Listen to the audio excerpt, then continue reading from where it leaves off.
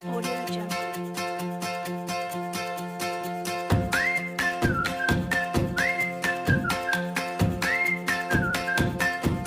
Audio Jungle.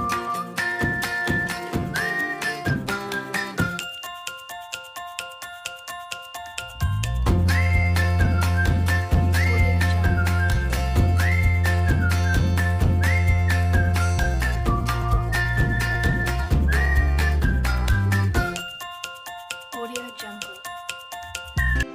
Assalamualaikum warahmatullahi wabarakatuh. Sebelum kita melanjutkan pada video kali ini, saya akan memperkenalkan diri terlebih dahulu. Saya Dona Elvira sebagai moderator. Di sini saya akan menjelaskan apa judul materi serta penyusunan materi yang akan kami sampaikan. Nah, judul materi kali ini yaitu pendekatan-pendekatan pembelajaran yang inovatif serta kreatif. Nah, penyusunan materi yang pertama yaitu pendekatan pembelajaran inquiry. Materi yang kedua yaitu pendekatan pembelajaran problem solving. Materi yang ketiga yaitu pendekatan pembelajaran sains teknologi society.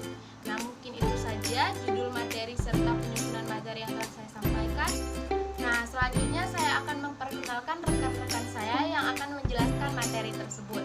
Nah, pemateri yang pertama yaitu Saudari Dwi Veronica. Pemateri yang kedua yaitu Saudari Hoirunisa. Pemateri yang ketiga yaitu Saudari Gina Sonia, dan pemateri yang keempat saya sendiri. Nah, mungkin itu saja penyusunan materi serta pemateri yang telah saya jelaskan. Nah, selanjutnya kita akan mendengar atau menyimak pemateri yang pertama. Pemateri yang pertama yaitu Saudari Dwi Veronica. Kepada Saudari Dwi Veronica saya persilahkan. Oke, baiklah. Perkenalkan, nama saya Dwi Veronica sebagai pemateri pertama. Di sini kelompok kami akan membahas mengenai pendekatan-pendekatan pembelajaran yang inovatif dan kreatif. Yang pertama itu ada pendekatan pembelajaran inquiry. Dalam pembelajaran, pada dasarnya pendekatan inquiry adalah menggunakan pendekatan konstruktivistik di mana setiap mahasiswa sebagai subjek belajar dibebaskan untuk menciptakan makna dan pengertian baru berdasarkan interaksi antara apa yang telah dimiliki, diketahui, dipelajari dengan fenomena, ide, atau informasi baru yang telah dipelajari. Adapun pada pendekatan pembelajaran inquiry yang harus dilakukan pada saat mengajar, menurut Sanjaya D. Juanda tahun 2009, yang pertama itu ada tahap orientasi, kedua ada tahap merumuskan masalah, ketiga ada tahap hipotesis, dan yang keempat ada tahap mengumpulkan data, dan yang kelima tahap merumuskan kesimpulan. Baiklah, mungkin itu saja yang dapat saya sampaikan. Materi selanjutnya akan dilanjutkan oleh Saudari Hoirunisa. Baiklah, saya Hoirunisa. Di sini saya sebagai pemateri 2, yaitu pendekatan pembelajaran problem solving. Pendekatan ini pada dasarnya merupakan bentuk pembelajaran matematika melalui konsep pemecahan masalah dan berorientasi pada metode penemuan. Selain dengan metode penemuan, pendekatan problem solving ini dapat diberikan kepada siswa di kelas melalui metode-metode yang lainnya, yaitu seperti diskusi, tanya jawab, kerja kelompok, investigasi kelompok, discovery learning, contextual teaching and learning, matematika realistik, dan sebagainya. Secara umum, pendekatan problem solving memberikan peranan sebagai berikut. Yang pertama yaitu dapat membangun aspek-aspek matematika. Yang kedua, dapat memberikan motivasi yang lebih besar kepada siswa karena dapat menggali kemampuan berpikir siswa. Yang ketiga, dapat menciptakan suatu konteks pendekatan problem solving, pembelajaran yang dapat disimulasikan ke bentuk real life sehingga tidak berbentuk klasikal. Yang keempat, dapat meningkatkan kemampuan dan kreativitas siswa dalam matematika. Yang kelima, dapat membantu manusia menyelesaikan dan survive dalam kehidupannya.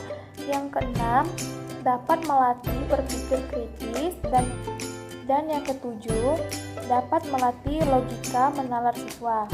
Baiklah, untuk materi selanjutnya akan dijelaskan oleh Saudari Gina Sonia. Saya Gina Sonia, NIM 2018-143-83. Di sini saya sebagai pemateri. Selanjutnya, langkah-langkah pendekatan pembelajaran problem solving. Pendekatan pembelajaran problem solving terdiri dari 6 tahap, yaitu yang pertama, merumuskan masalah, yang kedua, menelaah masalah, yang ketiga, merumuskan hipotesis, yang keempat, mengumpulkan dan mengelompokkan data sebagai bahan pembuktian hipotesis, yang kelima, pembuktian hipotesis, dan yang keenam, menentukan pilihan penyelesaian. Kemudian, pendekatan pembelajaran Sains Teknologi Society. Pendekatan Sains Teknologi Society merupakan cara untuk melatih dan mempelajarkan peserta didik agar konsep yang diterima dapat diterapkan untuk dimanfaatkan peserta didik dalam mengatasi masalah yang dihadapinya di masyarakat.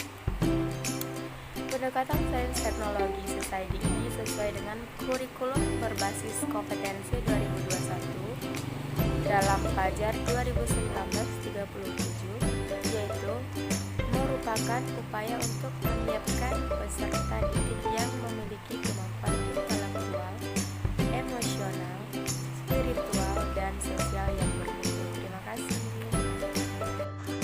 Nah, selanjutnya saya sendiri yang akan menjelaskan materi yang terakhir.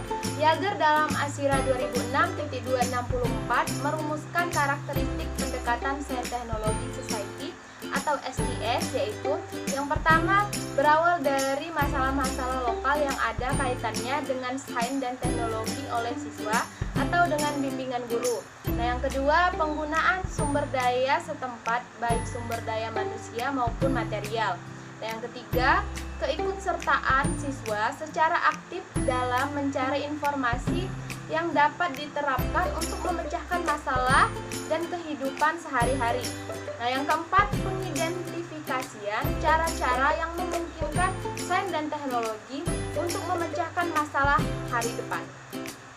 Selanjutnya, langkah-langkah pendekatan pembelajaran Sains Teknologi Society pada pembelajaran materi lingkungan hidup, yaitu yang pertama, tahap inisiasi atau memulai yang dimulai dengan menyampaikan tujuan pembelajaran. Nah, yang kedua, tahap pembentukan konsep. Yang ketiga, tahap aplikasi konsep. Yang keempat, tahap pemantapan konsep. Dan yang kelima yaitu tahap penilaian. Mungkin itu saja pemaparan materi dari kelompok kami. Jika banyak kekurangan, saya perwakilan dari kelompok 3 meminta maaf. Kepada Allah saya mohon ampun. Semoga bermanfaat. Saya akhiri, wabillahi taufiq wal hidayah. Wassalamualaikum warahmatullahi wabarakatuh.